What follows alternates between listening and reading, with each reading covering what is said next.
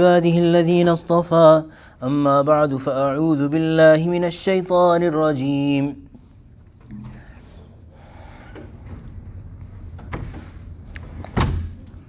ويقولون طاعة فإذا برزوا من عندك بيت طائفة منهم غير الذي تقول والله يكتب ما يبيتون فأعرض عنهم وتوكل على الله وكفى بالله وكيلا أفلا يتدبرون القرآن ولو كان من عند غير الله لوجدوا فيه اختلافا كثيرا صدق الله العظيم وبلغنا رسوله النبي الكريم ونحن على ذلك من الشاهدين والشاكرين والحمد لله رب العالمين.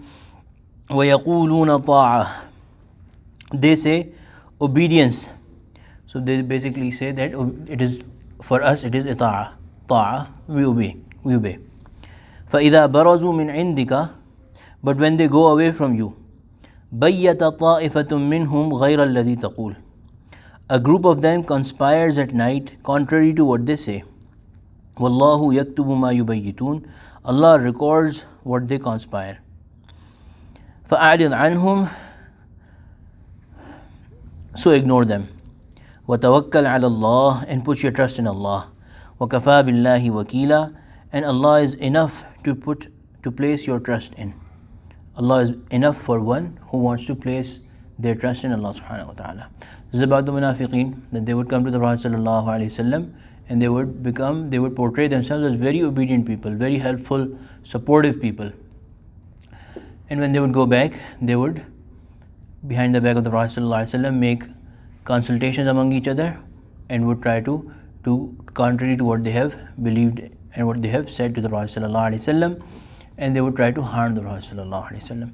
Hazrat ulama have written that this is a general rule, and this is going to continue to happen till the day of judgment, that people who would work for deen or for the good of anything, there would always be people around them who would act like the munafiqeen, who would, on their face, they will be very obedient, they will be very helpful. In fact, we've heard that even the madaris of the Darul Uloom, there is students that are very close to the Asatidha, the closest to the Asatidha and Mashayikh, and someday it is found out that they were spying for some agency. So anyway, so these things will continue to happen. The munafiqeen, they will come and they will portray, and then behind the back they will keep on trying to consult with each other and try to harm the person. But Allah subhanahu wa ta'ala has given some very strong and supportive advice to the Prophet sallallahu alaihi wasallam. فَأَعْرِضْ عَنْهُمْ, number 1, وَتَوَكَّلْ عَلَى اللَّهِ, number 2. أَعْرِضْ عَنْهُمْ is, ignore them. Don't even care about whatever. What happened was that when these munafiqeen did this, the Prophet sallallahu alaihi wasallam felt a lot of burden on his chest. He felt great pain. He was pained by this, that why are these people doing this? So Allah subhanahu wa ta'ala has told that do not worry about them. Let them do what they are doing. Allah subhanahu wa ta'ala will take care of them on the day of judgment, where Allah subhanahu wa ta'ala has told that Allah subhanahu wa ta'ala will, for their sins, put them in the deepest pit of the fire. وَتَوَكَّلْ عَلَى اللَّهِ, place your trust in Allah subhanahu wa ta'ala. كَفَى بِاللَّهِ وَكِيلًا, Allah subhanahu wa ta'ala is enough to be placed your trust in. So that means Hazrat Hakim al-Ummah rahimahullah has added in the explanation that never ever were the munafiqeen able to hurt the Prophet sallallahu alaihi wasallam. After all that they did, all their planning, all their conspiracies, never ever once were they able to actually harm the Prophet sallallahu alaihi wasallam. Whatever they planned, Allah subhanahu wa ta'ala took care of their plans. So this is the suggestion for those people who feel pained and who have people who are obedient and pro them at their face, and behind their back they are trying to harm them. Need not worry about them if you have placed your trust in Allah subhanahu wa ta'ala, and if you are doing it for the right reasons, not for the worldly reasons or for your personal gains, but for the sake of Allah subhanahu wa ta'ala, inshallah, then one need not worry about these people. Never ever will Allah subhanahu wa ta'ala let them succeed.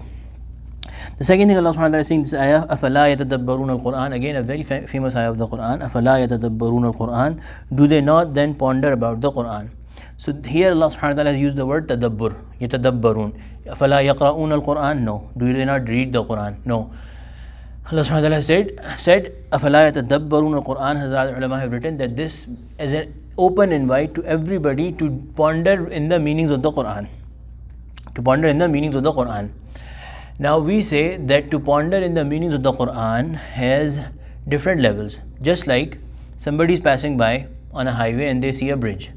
Now an onlooker who has no knowledge of engineering, they would look and say, well, this is a beautiful bridge, right? It is doing its purpose. It is letting us cross, and it's strong. It looks pretty strong. It looks pretty steady. But is a common onlooker also able to construct that bridge, or know exactly what thickness and girth of pillars are needed, and how much weight can this bridge can actually carry? And then this onlooker starts to say that these engineers, look at them, they have deprived everyone else of this huge grand job of constructing bridges. How stupid a thing would be for them to say. But everyone has their own specialty. If you try to apply this example anywhere, this will apply. You go to a doctor is a very good person. Common people can say, yes, this is a very good doctor. He gave me medicine, that medicine worked. He gave me such and such dose and that worked. But can that person take the place of that doctor? No. Similar is the case with every single thing. So tadabbur has different levels. Similarly, when a person wants to read the Quran, everyone is invited to read the Quran, and everyone is invited, encouraged, commanded to ponder in the meanings of Quran. But for the common people, the first recommendation is that they read the stories from the Quran. Read the stories of the past that Allah subhanahu wa ta'ala has told in the Quran. Read them and read the ayat that are very clear.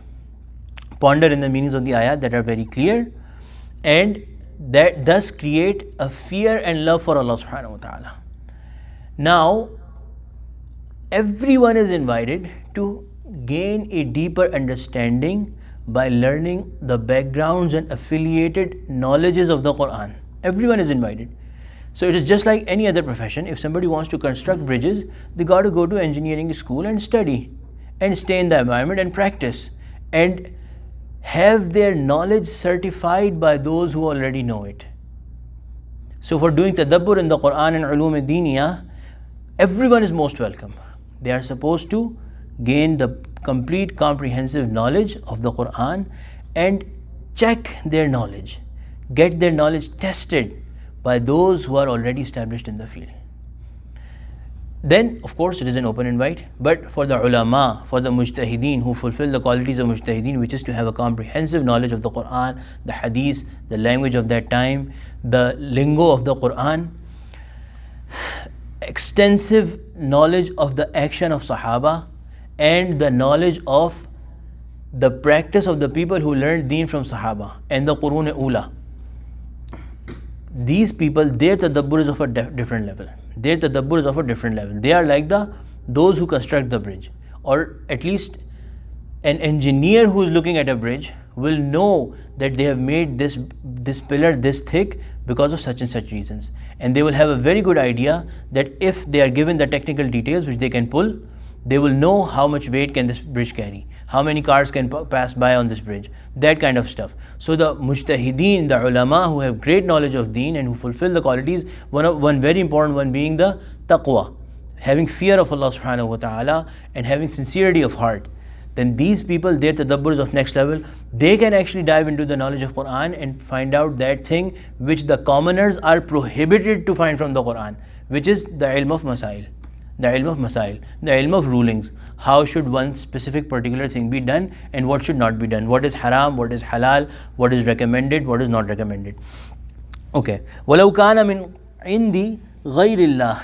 If this Quran was from someone else, apart from Allah, لَوَجَدُوا فِيهِ اخْتِلَافًا كَثِيرًا. They would have found a lot of variation in it. A lot of variation. So variation can be of different things.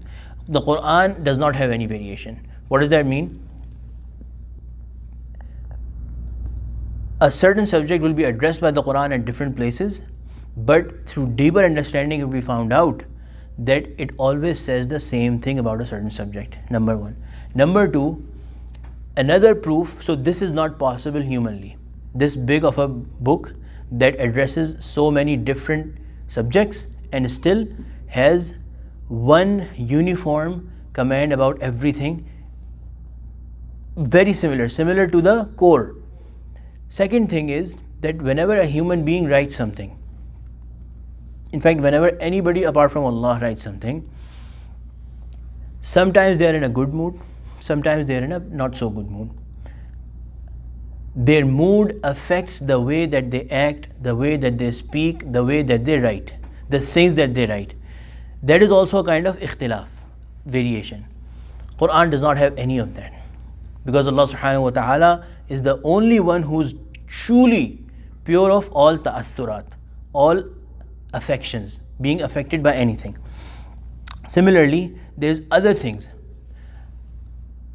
The fasahat, or the beauty of the language of the Quran, is constant. There is no variation in it. It is the supreme, it is the best, and it is uniform everywhere. So these things cannot be present in the language and writing of anyone but Allah subhanahu wa ta'ala. So if they pondered in the Quran, they would find that it is the true book from Allah subhanahu wa ta'ala, and they would believe in it.